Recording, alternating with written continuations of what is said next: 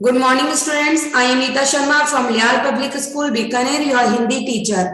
आज हम कक्षा 7वीं हिंदी व्याकरण एवं रचना में पाठ 18 क्रिया पढ़ने जा रहे हैं। क्रिया क्या होती है? अंग्रेजी में हम क्रिया को कहते हैं वर्ब। क्रिया का मतलब काम करना। ये एक चित्र हमारे सामने प्रस्तुत है। चित्र को ध्यान से देखिए। कुछ चीजें हैं, कुछ काम हो रहे हैं, कुछ काम किए जा रहे हैं। जैसे मैदान है, हरियाली है, पार्क है, काम हो रहे हैं। जैसे हवा चल रही है, पेड़ खड़े हैं, लोग बैठे हैं, कुछ काम किए जा रहे हैं। जैसे बच्चे खेल रहे हैं, स्त्रियां बातें कर रही है, चिड़िया उड़ रही है, दादाजी अखबार पढ़ रहे हैं। तो कुछ होना और कोई काम होना तथा कुछ करना, सभी क्रियाएं क्या होगी? सभी क्रिया क्या होगी? शब्द है जो, वो क्या है? क्रिया है। तो वे शब्द जिससे किसी काम के होने अथवा करने का पता चले उसे हम क्या कहते हैं? क्रिया कहते हैं। या आप इसको परिभाषा को ऐसे भी लिख सकते हो, किसी काम के होने अथवा करने का बोध कराने वाले पद क्रिया कहलाते हैं। पद, इसको नाम क्यों दिया गया? क्योंकि जब शब्द है वो वाक्य में प्रयुक्त हो जाता है तो वो क्या बन जाता है? पद बन जाता है। तो किसी काम के होने अथवा करने का बोध कराने वाले पद क्या कहलाते हैं? क्रिया कहलाते हैं। क्रिया को समझने से पहले हमें समझना है धातु। धातु क्या होती है? क्रिया का मूल रूप यानी क्रिया का प्रारंभिक रूप क्या कहलाता है? धातु कहलाता है। जैसे आपने संस्कृत में पढ़ा होगा पठ धातु, लिख धातु, है ना? तो क्रिया का मूल रूप क्या कहलाता है? धातु कहलाता है। जैसे देखिए हंसना, रोना, पढ़ना, खाना, जाना, होना। तो यहाँ पर देखिए हंस धातु है, उसके पीछे ना लगाने से हंसना बन गया। रो धातु है, उसके पीछे से ना लगाने से रोना क्रिया बन गई। पढ़ धातु है, पढ़ के पीछे पढ़ना, पढ़ती, पढ़ते, ऐसे करके हम क्रिया का निर्माण करते हैं। जबकि उसका मूल रूप क्या है? पढ़। पढ़ शब्द से हमने क्या है? क्रिया बनाई है। पढ़ना, पढ़ती, पढ़ता। खाना, खाना तो किससे बनी है? खा धातु से। जानना किससे बना है? जा धातु से। और होना किससे बना है? हो धातु से। इनमें से यदि ना हटा दिया जाए तो क्रिया का मूल रूप हमारे सामने आ जाता है।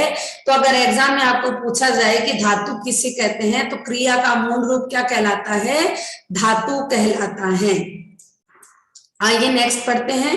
क्रिया कितने प्रकार की होती है? क्रिया 2 प्रकार की होती है, अकर्मक और सकर्मक। तो क्रिया के कितने प्रकार के भेद होते हैं? अकर्मक और सकर्मक।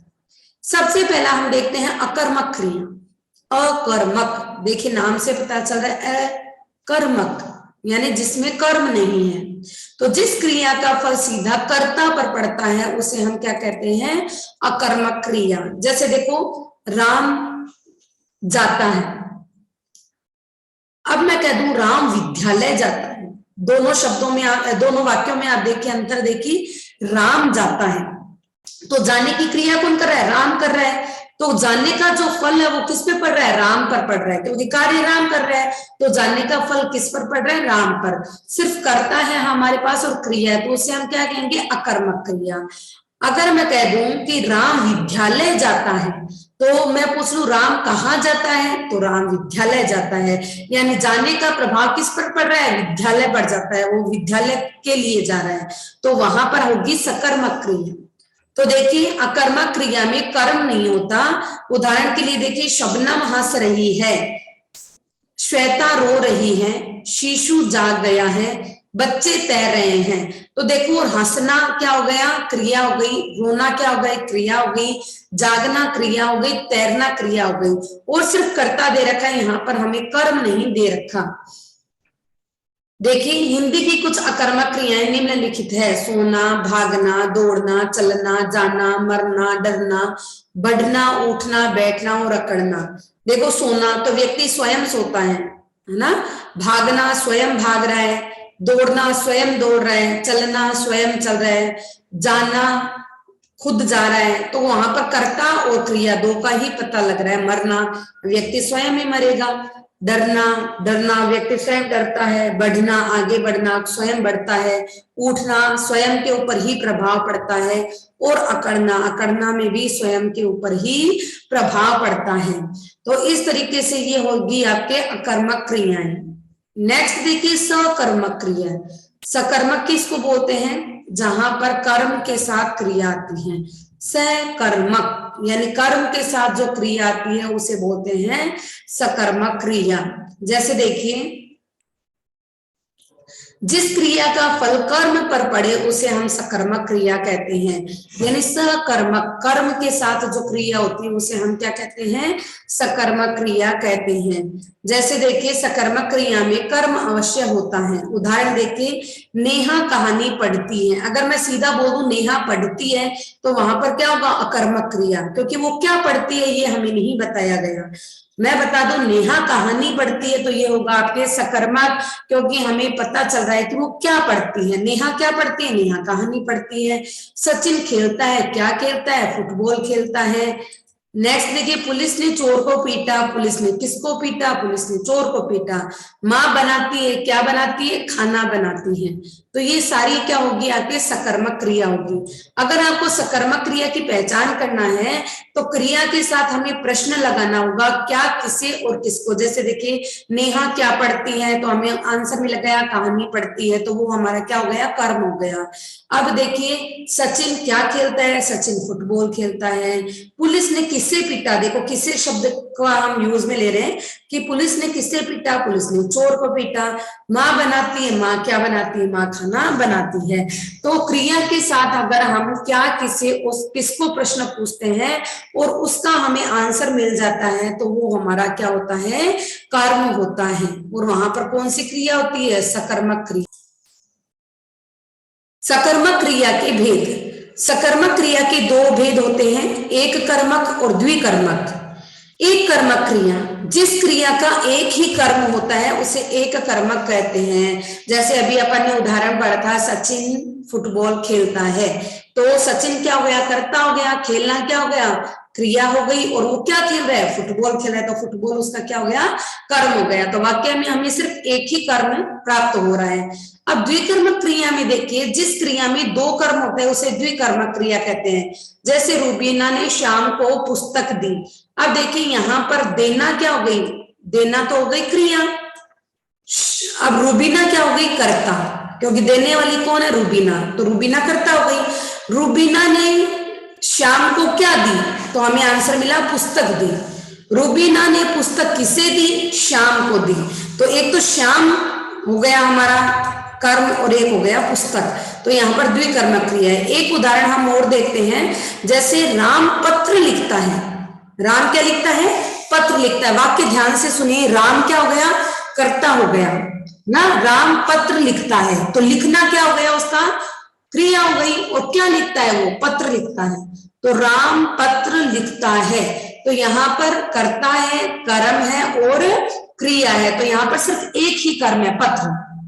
अब मैं लिख दूं कि राम अपने पिताजी को, या राम पिताजी को पत्र लिखता है। अब देखिए, थोड़ा सा वाक्य चेंज हुआ। पत्र तो हमारे पास था ही पहले से कर्म।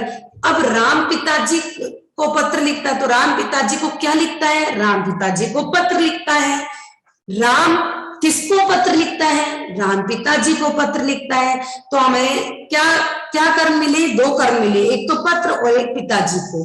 तो यहाँ पर द्विकर्मक क्रिया होगी।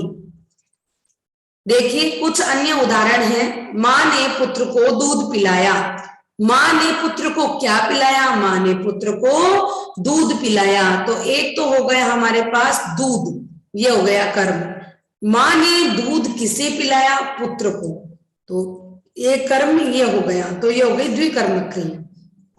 पिता बेटी को रामायण पढ़ा रहे हैं। पिता किसे रामायण पढ़ा रहे हैं? बेटी को। पिता बेटी को क्या पढ़ा रहे हैं? रामायण। तो दो आंसर मिल रहे हैं, इसलिए यहाँ पर कौन सी क्रिया होगी? आपकी द्विकर्मक क्रिया होगी। तो ये तो थे कर्म के आधार पर क्रिया के भेद।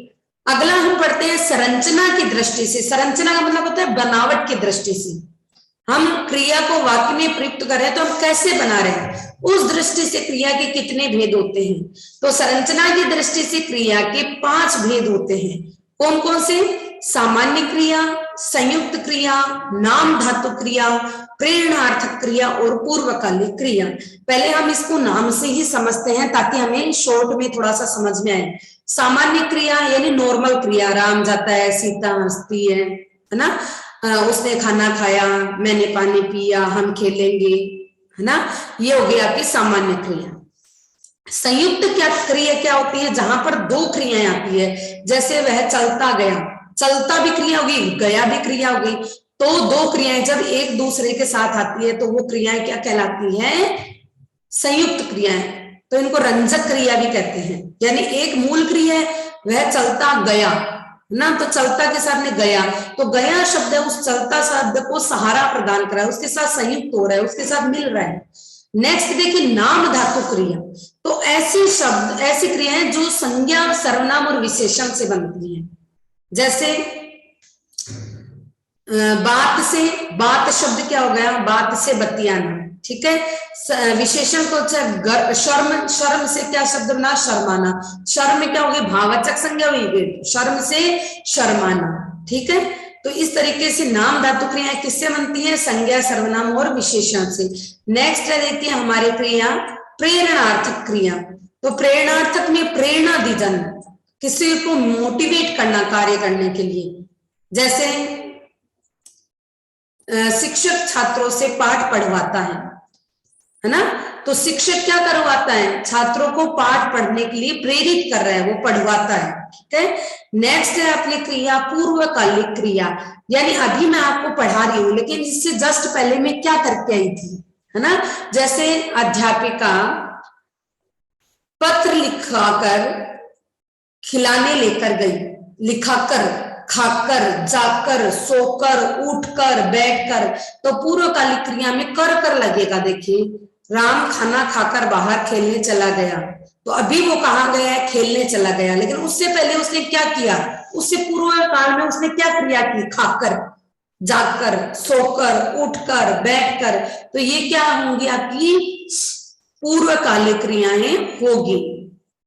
अब आइए थोड़ा डिटेल से पढ़ लेते हैं।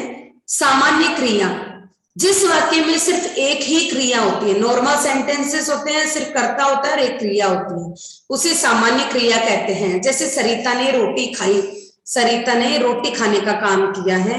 मोहन खेलेगा, तो मोहन है वो खेलने का काम करेगा, नॉर्मल सेंटेंस है। देखिए संयुक्त क्रिया, जिस वाक्य में एक से अधिक पद मिलकर क्रिया का कार्य करते हैं उसे संयुक्त क्रिया कहते हैं। एक से अधिक पद यानी एक या एक से अधिक शब्द है वो मिलकर क्रिया का कार्य करते हैं। जैसे वह बोलता और गया, बोलता शब्द भी क्रिया है और गया शब्द भी क्रिया है। देखिए उसने दूध पी लिया है, तो पी भी क्रिया है और लिया भी क्रिया है। यहाँ बोलता और पी मूल क्रियाएं हैं। ये देखो बोलता है जो पहले आई है इसलिए मूल क्रिया है, पी शब्द भी पहले है इसलिए मूल क्रिया है, और इसके बाद में जो शब्द आ रहा है ना गया और लिया, ये क्या है आपकी रंजक क्रियाएं। रंजक यानी सहारा देने वाली, तो रंजक क्रिया मूल क्रिया के साथ लगकर उसके अर्थ में क्या ला देती है, विशेषता ला देती है। आना, जाना, उठना, बैठना, लेना, देना, पढ़ा, डालना आदि क्या है, रंजक क्रियाएं हैं। नाम धातु क्रिया, नेक्स्ट देखते हैं हम नाम धातु क्रिया। धातु को छोड़कर संज्ञा सर्वनाम तथा विशेषण शब्दों से बनी क्रिया को नाम धातु क्रिया कहते हैं। वैसे तो क्रिया देखिए धातु से बनती है, लेकिन यहाँ पर क्या है, नाम से, किसके नाम से, संज्ञा से, सर्वनाम से और विशेषण से जो क्रिया बन रही है वो आपकी नाम धातु क्रिया बनेगी। जैसे इसमें देखिए ना ना लगेगा, पीछे ध्यान रखना, हाथ से हथियाना, लास्ट में देखिए ना लग रहा है, शर्म से शर्माना, लाज से लजियाना, गांठ से गठियाना, अपना से अपनाना, उसने उसको अपना लिया, अपनाना, उसने उसको अपनाना, है ना, अपना से अपनाना, गर्म से गरमाना, मोटा से मुटाना, साठ से सठियाना, वह तो सठिया गया, तोतला से तुतलाना। तो ये क्या है आपकी नाम धातु क्रियाएं हैं। नेक्स्ट देखिए प्रेरणार्थक क्रियाएं। प्रेरणार्थक क्रियाएं क्या होती हैं, वे क्रिया शब्द जिनके द्वारा कर्ता किसी को कार्य करने की प्रेरणा देता है या फिर दिलवाता है उसे हम प्रेरणार्थक क्रिया कहते हैं। माँ बच्चे को दूध पिलाती है, अब माँ खुद भी दूध नहीं पी रही, किसको पिला रही है, बच्चे को दूध पिला रही है, तो वो स्वयं कार्य नहीं कर रही पीने का, किसी और को करवा रही है, तो वहां पे भी क्या होगी, प्रेरणार्थक क्रिया होगी। जैसे प्रेरणार्थक क्रिया के दो रूप होते हैं, एक तो प्रथम प्रेरणार्थक और एक द्वितीय प्रेरणार्थक। देखिए जब कर्ता स्वयं प्रेरक बनकर अन्य किसी को कार्य करने की प्रेरणा देता है, जैसे यहाँ पर कर्ता यानी काम करने वाला खुद भी उस कार्य में इन्वॉल्व होता है। जैसे मैं आपको पुस्तक पढ़ाऊंगा, जैसे शिक्षक छात्रों को पुस्तक पढ़ाता है, तो छात्र तो पढ़ते हैं ही हैं, लेकिन शिक्षक भी उसमें इन्वॉल्व है उस कार्य में। तो वहां पर पढ़ाऊंगा प्रथम प्रेरणार्थक है और मैं कर्ता भी पढ़ाने की क्रिया में सम्मिलित है। द्वितीय प्रेरणार्थक, जब कर्ता खुद कार्य नहीं करता बल्कि किसी दूसरे को कार्य करवाता है, कार्य करने के लिए उसको प्रेरित कर रहा है, खुद कार्य नहीं कर रहा है वो। जैसे माँ नौकर से बेटे को झूला झुलवाती है। अब यहाँ पर माँ है, वो खुद काम नहीं कर रही है, किससे करवा रही है? नौकर से। यानी बेटा झूल रहा है तो झूलने का कार्य है वो माँ स्वयं नहीं कर रही, झुलवाने का कार्य किससे करवाती है? नौकर से। यानी वो उसको प्रेरणा दे रही है कार्य करने के लिए। वह अध्यापक से बेटी को गीता पढ़वाता है, यानी वह खुद बेटी को गीता नहीं पढ़ाता है बल्कि पढ़वाता है। नेक्स्ट देखिए, पूर्वकालिक क्रिया। मूल क्रिया से पूर्व यदि कोई क्रिया हुई हो तो उसे हम पूर्वकालिक क्रिया कहते हैं। जैसे देखिए मैंने इसमें क्या पहचान बताई आपको, कर आएगा। वह खाना खाकर चला गया, तो चला गया वो अब क्या कार्य कर रहा है? चले जाने का। लेकिन उससे पूर्व उसने क्या कहा? खाकर, खाना खाकर। मोहन पढ़कर सो गया, अभी मोहन क्या कर रहा है? सो रहा है। लेकिन उससे पहले उसने क्या क्रिया की? पढ़ाई की, पढ़कर। तो पूर्वकालिक क्रिया में हमेशा खाकर, पढ़कर, जाकर, सोकर, उठकर, बैठकर, नाचकर, गाकर, तो ऐसे कर शब्द आ जाएगा। तो ये ध्यान में रखिएगा। अब है इसकी बुक एक्सरसाइजेस।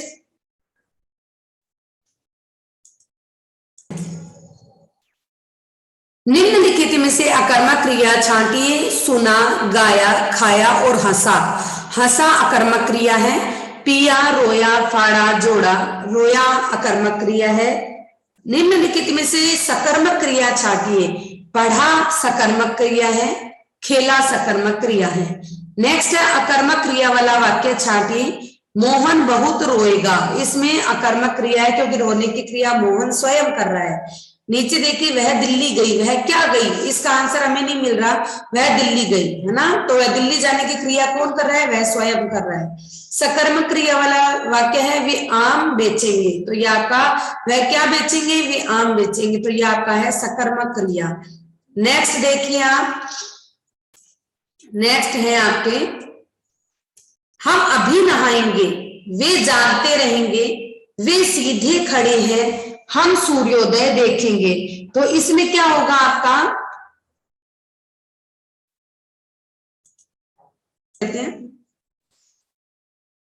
उपयुक्त भेद पर हमें टिक लगाना है। वह रात भर जागता रहा, इसमें संयुक्त क्रिया है। खिलाड़ी अत्यंत परिश्रम पूर्वक खेला, तो इसमें सामान्य क्रिया है। उसे जल्दी उठा दो प्रेरणार्थक क्रिया है।